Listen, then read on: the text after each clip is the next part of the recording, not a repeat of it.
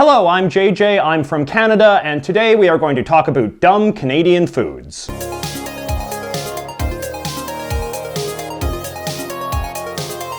Now, longtime viewers of this channel may recall that about a year ago I did a video on Canadian foods in which I said that Canadian foods are just American foods since Canada and the United States are culturally indistinguishable, which is fine. It's fine. But people don't like hearing that kind of thing about Canada. They want to hear about how Canada is quirky and fun and different. So whatever, we will look at some of the different quirky Canadian foods we have up here. Now, no list of dumb Canadian foods would be complete without perhaps the dumbest food of all, which is poutine, which you can see here. Poutine is basically just French fries that have been covered with goopy cheese and gravy. The thing about poutine is that if you don't eat it really quickly, it solidifies into this big congealed clump like this.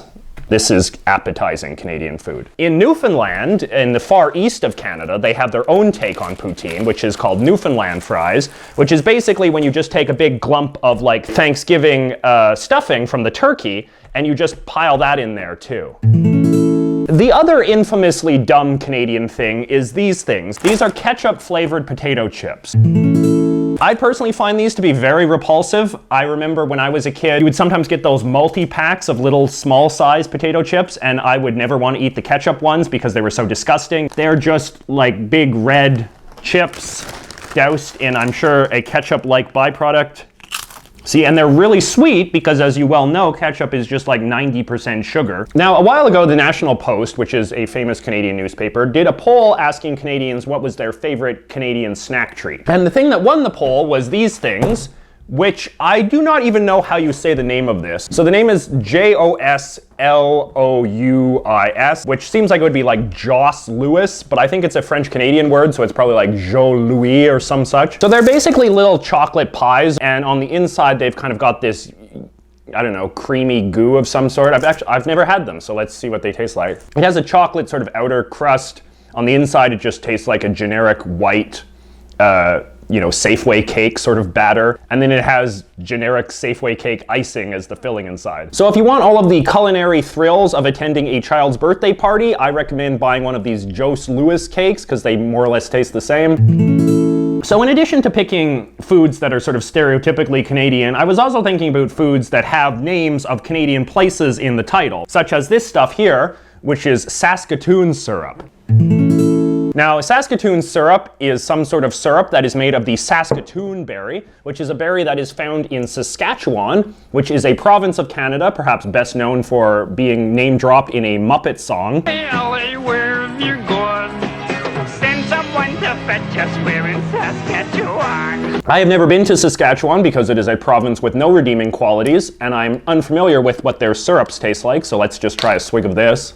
Tastes like blueberries, but maybe a little bit more sugary, a little bit more rich. Okay, next we have perhaps the most iconic food of the city of Montreal, which is a Montreal-style bagel. I am not a bagel connoisseur, so I cannot tell you exactly how a Montreal-style bagel is better than any other kind of bagel. To spread on the Montreal-style bagel, I bought this Winnipeg-style cream cheese. I do not know what Winnipeg-style cream cheese is like, but if it is anything like the dreadful city from which it emerges, I imagine it is quite boring. Yep, that is certainly cream cheese.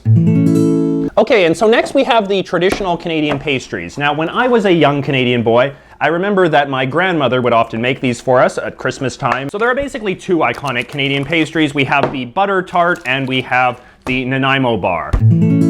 Every list of Canadian foods you will see on YouTube or any sort of internet slideshow will always contain these two things. They are very iconic. The Nanaimo bar is named after the city of Nanaimo, which is in British Columbia, which is where I live. It sort of has a chocolatey, grainy layer, and then it has like a layer of some sort of suety icing goo, and then it has a thin layer of chocolate on top of that. What I associate them most with is when you're going to a buffet, and then they will always have the dessert table at the buffet, and they'll always have little squares and things to eat. And they will always, in a Canadian buffet, there will always be Nanaimo bars at the end. And the other thing is a butter tart, which is just a kind of flaky pie tart shell, usually very thick, that is full of a kind of goo that is made of sugar and butter and usually has raisins in it as well. All right, what next? This is Canadian-style rye bread. Now, I am also unfamiliar with how Canadian-style rye bread is different than any other kind of rye bread. So Canadian rye is maybe white. I associate rye bread as usually being rather dark in color. As you can see, I have done absolutely no research for this because I assumed that my inherent Canadianness would provide enough knowledge unto itself, which is clearly not the case. A lot of traditional Canadian foods of this sort are not actually things that are that common in Canadian life. You kind of have to go out of your way to be aware of this. So Canadians obviously like their maple syrup, and Canadians like maple flavored everything. You can get lots of candies and whatnot. But this was the first time that I had seen this maple flavored bread. This is some sort of stale toast that has little infused chunks of maple sugar in it. It would be really good to make this into French toast, so FYI. Now, I live in British Columbia, short for British Columbia, BC. A lot of Asian people live in British Columbia, a lot of Japanese people. Over the years, they've come up with a distinctive Canadian style of sushi, which is known as the BC roll.